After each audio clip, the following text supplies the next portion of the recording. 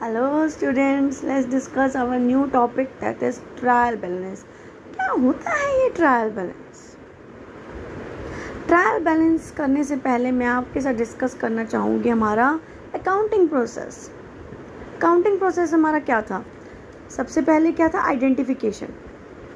मैंने आपको last video में भी समझाया था कि आइडेंटिफिकेशन कि बिजनेस में जितनी भी घटनाएं घटती हैं हम उनको आइडेंटिफाई करेंगे, यानी देखेंगे कि कौन सी ट्रांजैक्शंस बिजनेस रिलेटेड हैं और कौन सी नहीं है, क्योंकि हम हमारी बुक्स में सिर्फ वही ट्रांजैक्शन रिकॉर्ड करेंगे जो कि बिजनेस रिलेटेड है। बिजनेस रिलेटेड के साथ हम ये भी देखेंगे कि क्या हम उस ट्रांजैक्शन को मॉनेटरी टर्म्स में रिकॉर्ड कर सकते हैं। अगर कोई ट्रांजैक्शन बी प्लस है यानी बिजनेस रिलेटेड बी है प्लस हम मॉनेटरी टर्म्स में भी उसको रिकॉर्ड कर सकते हैं, तो हम उस ट्रांजैक्शन को हमारी बुक्स में यानी आइडेंटिफाई करेंगे, रिकॉर्ड करेंगे। नेक्स्ट स्टेप क्या है हमारे अकाउंटिंग प्रोसेस का? मयरिंग यानी जो ट्रांजैक्शंस हमने आइडेंटिफाई कर ली कि हम इनको अपनी बुक्स में रिकॉर्ड कर सकते हैं, वो मनी की फॉर्म्स में हम उसको रिकॉर्ड कर पाएँ। एग्जाम्पल लेते हैं, जैसे कि हम बिजनेस ने इलेक्ट्रिसिटी बिल पे किया है 20,000 का। क्या ये ट्रांजैक्शन बिजनेस रिलेटेड है? क्या मैं इस ट्रांजैक्शन को मनी फॉर्म्स में बता सकती हूँ मॉनेटरी टर्म्स में कि ये कितनी की है? तो हम इस ट्रांजैक्शन को मेजर भी कर सकते हैं इन टर्म्स ऑफ मनी। तो हम इस ट्रांजैक्शन को आइडेंटिफाई भी कर लिया और मनी की टर्म्स में इसको हमने रिकॉर्ड भी कर लिया। नेक्स्ट स्टेप क्या है? रिकॉर्डिंग।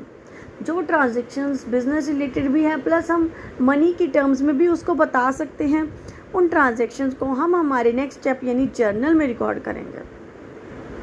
जर्नल में सारी ट्रांजैक्शन जितनी भी घटनाएं बिजनेस की घटी हमने रिकॉर्ड कर ली।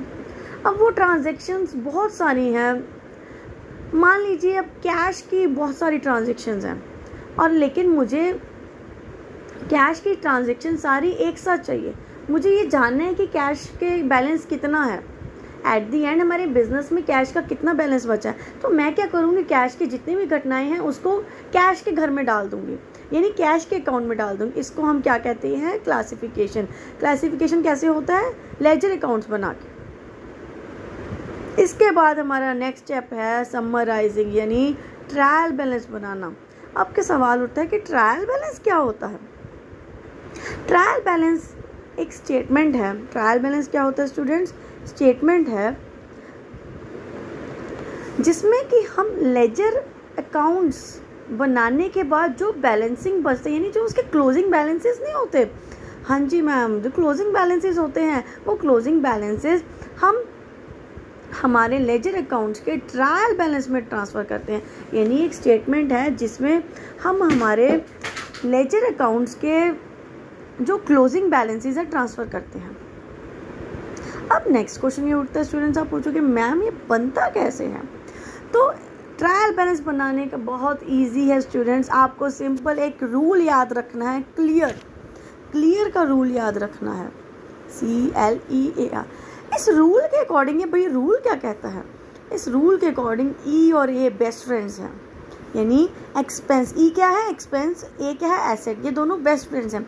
यानी अगर एक्सपेंस और एसेट में कुछ भी इंक्रीज आ रहा है तो वो क्या होगा? डेबिट बैलेंस होगा। इंक्रीज आ रहा है यानी, या फिर आप ऐसे भी कह सकते हो कि एक्सपेंस और एसेट का कौन सा बैलेंस होता है? डेबिट बैलेंस होता है। और CL और R बेस्ट फ्रेंड्स हैं, यानी कैपिटल, लाइबिलिटी और रेवेन्यू बेस्ट फ्रेंड्स हैं, और इनका बैलेंस कौन सा होता है? क्रेडिट। एक बार फिर से मैं रिपीट करती हूँ, क्लियर का रूल हम यूज़ करेंगे मेरा ट्रायल बैलेंस बनाने के लिए, जिसमें एक्सपेंस और एसेट्स बेस्ट फ्रेंड्स हैं और CL और R यानी capital, liability, revenue best friends हैं। यानी एक्सपेंस और एसेट का क्या बैलेंस है? डेबिट बैलेंस, और कैपिटल, लाइबिलिटी और रेवेन्यू को क्रेडिट बैलेंस है। अब हम क्या करेंगे, मैं आपको फॉर्मेट बताऊंगी कि ट्रायल बैलेंस का फॉर्मेट कैसे बनता है। ट्रायल बैलेंस का फॉर्मेट, सबसे पहले कॉलम क्या आएगा? Serial number. जैसे जैसे कोई भी हमें बैलेंस दे रखा है हम उसको सीरियल ऑर्डर में अरेंज करते जाएंगे।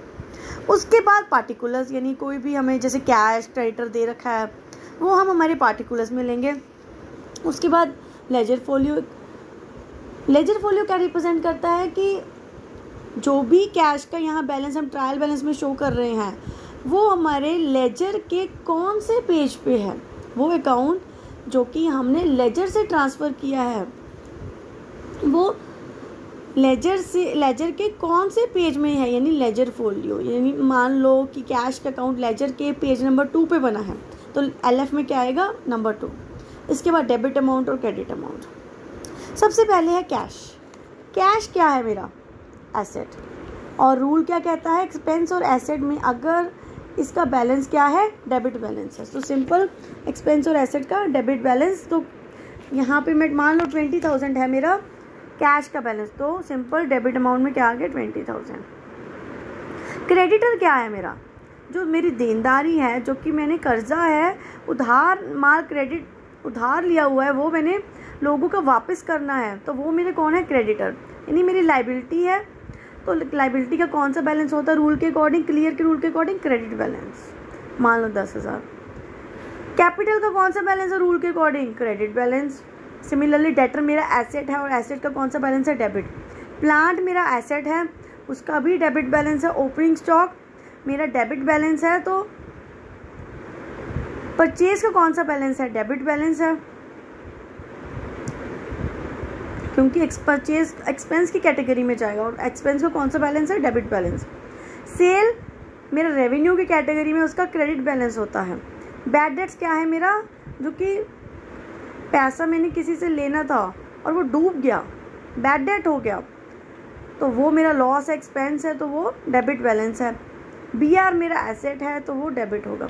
सिमिलरली हम सारे अकाउंट्स की लेजर अकाउंट जो हमने बनाए हैं वहाँ से उसका जो भी बैलेंस बचेगा हम उसकी पोस्टिंग मेरे ट्रायल बैलेंस में कर देंगे और हम दोनों साइड का टोटल लगाएंगे। और याद रखना स्टूडेंट्स, डेबिट साइड का total is always equal to credit side. अगर ये 2 लाख है तो ये भी क्या आएगा, 2 लाख।